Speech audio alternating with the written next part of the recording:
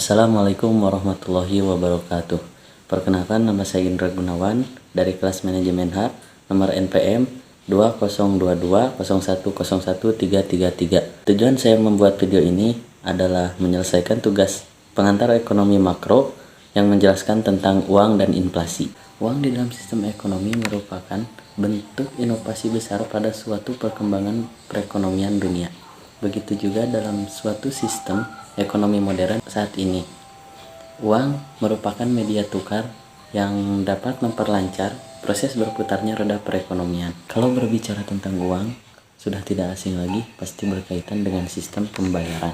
Sistem pembayaran merupakan suatu sistem yang mencakup seperangkat aturan, lembaga, dan mekanisme yang digunakan untuk melaksanakan pemindahan dana guna memenuhi suatu kewajiban yang timbul dari suatu kegiatan ekonomi. Dukungan teknologi yang semakin canggih, alat pembayaran terus mengalami perkembangan dari alat pembayaran yang berbasis tunai menjadi alat pembayaran yang berbasis non-tunai. Itu juga berdasarkan ketentuan peraturan Bank Indonesia nomor 20/06/PDI/2018 tentang uang elektronik, yaitu alat pembayaran yang diterbitkan atas dasar nilai uang yang disetor terlebih dahulu oleh pemegang kepada penerbit. Begitu juga dengan pengaruh sistem pembayaran non-tunai terhadap inflasi di Indonesia, yaitu untuk mengetahui pengaruh sistem pembayaran non-tunai terhadap inflasi di Indonesia tahun 2011 sampai 2015 dengan menggunakan analisis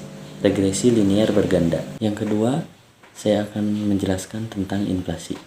Inflasi merupakan fenomena ekonomi yang selalu menarik dibahas, terutama berkaitan dengan dampaknya yang luas terhadap perekonomian Indonesia. Inflasi adalah kenaikan terus-menerus dalam rata-rata tingkat harga.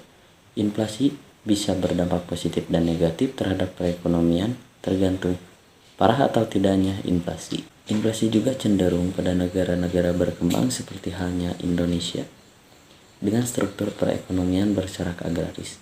Kegagalan atau guncangan dalam negeri akan menimbulkan fluktuasi di pasar domestik dan berakhir dengan inflasi pada perekonomian. Menurut Samuelson dan Nordhaus dalam Pratiwi mengungkapkan bahwa salah satu faktor terpenting terjadinya inflasi ini karena disebabkan oleh pertumbuhan volume jumlah uang beredar yang cepat.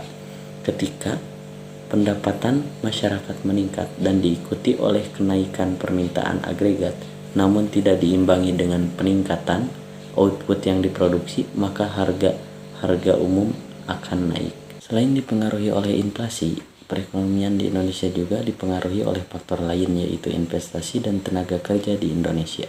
Yang pertama, saya akan menjelaskan jenis-jenis inflasi menurut sifatnya terlebih dahulu, yang termasuk jenis-jenis inflasi menurut sifatnya, yaitu yang pertama, inflasi merayap atau creeping inflation, yaitu inflasi yang besarnya kurang dari 10% per tahun.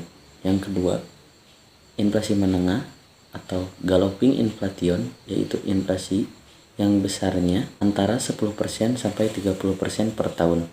Yang ketiga, inflasi tinggi atau high inflation, yaitu inflasi yang besarnya 30% sampai 100% per tahun.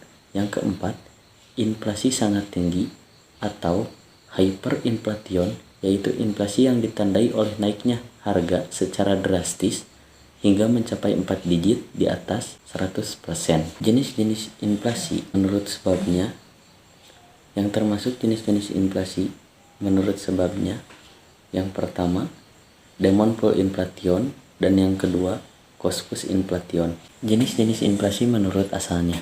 Berdasarkan asalnya, inflasi dibagi menjadi dua, yaitu inflasi yang timbul dari dalam negeri dan inflasi yang timbul dari luar negeri. Selanjutnya, teori yang berkaitan dengan inflasi, yaitu yang pertama, teori kuantitas, yang kedua, teori Keynes, dan yang ketiga, teori strukturalis, atau juga disebut dengan teori jangka panjang.